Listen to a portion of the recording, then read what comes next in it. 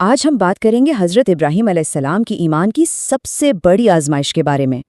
یہ ایک ایسی طاقتور کہانی ہے جو صدیوں سے ایمان کی بنیادوں کو مضبوط کرتی آئی ہے، لیکن اسی کہانی کے اندر ایک بہت گہرا راز بھی چھپا ہوا ہے۔ ہم سب اس کہانی سے واقف تو ہیں، لیکن اس کا سب سے بڑا راز کیا ہے؟ وہ یہ کہ قرآن مجید میں اس بیٹے کا نام واضح طور پر نہیں بتایا گیا جس کی قربانی کا حکم ہوا تھا، اور بس اسی ایک بات نے ایک ایسی علمی بحث کو جنم دیا جو صدیوں سے چلی آ رہی ہے۔ تو سوال یہ ہے کہ یہ بحث شروع ہوئی کیسے؟ چلیں اس کی جڑ کو سمجھتے ہیں۔ دیکھیں، دوسری آسمانی کتابوں کے برعکس قرآن مجید کا فوکس قربانی کے عمل یعنی اللہ کے سامنے مکمل سر تسلیم خم کرنے پر ہے، اور اسی وجہ سے علماء کے سامنے ایک گہرا سوال کھڑا ہو گیا۔ یعنی سورہ صافات میں خواب، بیٹے کی رضامندی اور پھر اللہ کی طرف سے مدد کا ذکر تو ہے، لیکن بیٹے کا نام نہیں ہے۔ نام نہ بتانے کی حکمت یہ ہے کہ پوری توجہ ایمان اور اطاعت کے سبق پر رہے، لیکن اسی بات نے ایک بہت بڑا تاریخی سوال بھی پیدا کر دیا۔ اچھا، تو چلیں اس معاملے کی گہرائی میں اترتے ہیں۔ ہم اپنی بات کا آغاز حضرت اسحاق علیہ السلام کے حق میں جو دلائل دیے جاتے ہیں ان سے کریں گے۔ یہ وہ نام ہے جس سے خاص طور پر مغربی دنیا زیادہ واقف ہے۔ اگر ہم یہودی اور عیسائی صحیفے دیکھیں، جیسے کہ کتاب پیدائش، تو وہاں یہ بات بالکل صاف لکھی ہے، وہاں حضرت اسحاق کا نام لیا گیا ہے۔ تو اس نظریے کے پیچھے ایک بہت مضبوط روایتی بنیاد موجود ہے۔ اور مزے کی بات یہ ہے کہ یہ نظریہ صرف باہر سے نہیں آیا، شروع کے کچھ اسلامی علماء بھی اس کی حمایت کرتے تھے۔ حالانکہ بہت سے لوگوں کا خیال ہے کہ یہ روایات اصل میں ان یہودیوں سے آئی تھیں جنہوں نے اسلام قبول کیا تھا، جیسے کعب الاحبار۔ تو اس کی ابتدا پر بھی ایک بحث موجود ہے۔ اب چلتے ہیں اس بحث کے دوسرے رخ کی طرف، دیکھتے ہیں کہ وہاں سے کیسی تصویر سامنے آتی ہے، اور یہ وہ نظریہ ہے جو بعد میں اسلامی علمی روایت میں سب سے زیادہ مانا گیا۔ یہاں سب سے بڑی دلیل ہے اکلوتے بیٹے کی۔ منطق یہ ہے کہ حضرت اسحاق کی پیدائش سے پہلے 13 سال تک حضرت ابراہیم کے صرف ایک ہی بیٹے تھے، اور وہ تھے حضرت اسماعیل۔ تو جب حکم آیا تو اس وقت تو وہی اکلوتے بیٹے تھے۔ اس سے یہ آزمائش اور بھی بڑی لگتی ہے کیونکہ یہ پہلے اور اس وقت کے اکلوتے بیٹے کے بارے میں تھی۔ اور پھر کچھ جغرافیائی اور تاریخی ثبوت بھی ہیں، جیسے کہ حضرت اسماعیل پہلے بیٹے تھے جب حضرت ابراہیم 86 سال کے تھے۔ قربانی کی جگہ یعنی مکہ کے قریب منا وہیں تھی جہاں حضرت اسماعیل اور ان کی والدہ رہتے تھے، جبکہ حضرت اسحاق تو کنعان یعنی شام میں اپنے والدین کے ساتھ تھے، جو اس جگہ سے بہت دور ہے۔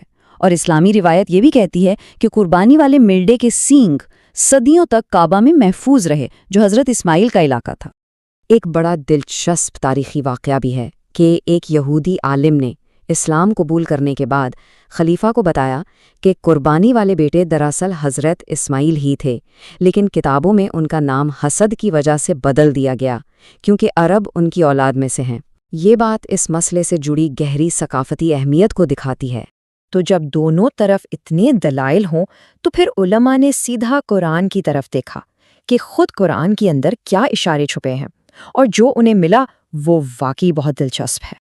تو قرآن مجید میں قربانی کا یہ واقعہ سورہ الصافات کی آیات 101 سے 107 میں بیان ہوا ہے، اور اس کے ٹھیک بعد آیت 112 میں حضرت اسحاق کی پیدائش کی خوشخبری دی گئی ہے۔ یہ ترتیب بہت اہم ہے۔ علماء کہتے ہیں کہ جس بیٹے کی قربانی کا ذکر ہو چکا، اس کے فوراً بعد دوسرے بیٹے کی پیدائش کی خوشخبری دینا اس بات کا اشارہ ہے کہ قربانی والا بیٹا کوئی اور تھا۔ یہی دلیل حضرت اسماعیل کے حق میں سب سے مضبوط سمجھی جاتی ہے۔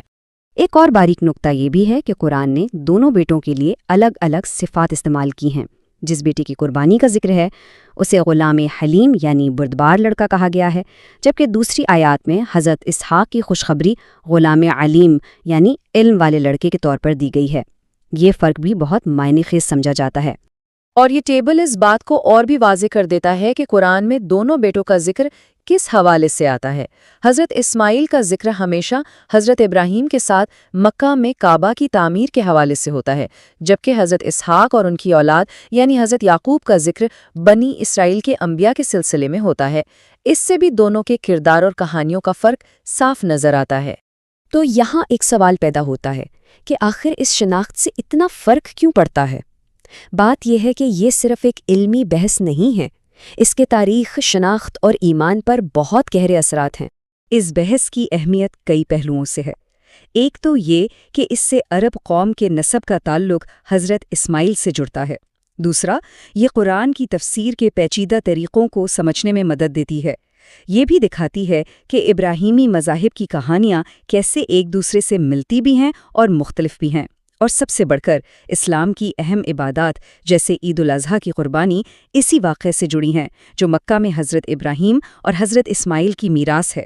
لیکن اس ساری بحث سے ہٹ کر قرآن کا بیٹے کا نام نہ بتانا ہمیں ایک آفاقی سبق کی طرف واپس لاتا ہے، اور وہ سبق یہ ہے کہ اصل امتحان یہ نہیں تھا کہ کون قربان ہو رہا تھا، بلکہ اصل امتحان اللہ کے حکم کے آگے سر جھکانے کا تھا، مکمل اطاعت کا تھا۔ آخر میں یہ ایک بڑا سوال سوچنے کے لیے رہ جاتا ہے کہ کیسے ایک ہی کہانی کو جب مختلف زاویوں سے دیکھا جاتا ہے تو وہ کروڑوں لوگوں کی شناخت، ان کی تاریخ اور ان کی تقدیر کو شکل دے دیتی ہے۔ یہ ہمیں ان کہانیوں کی طاقت پر غور کرنے پر مجبور کرتا ہے جو ہماری دنیا کی بنیاد ہیں۔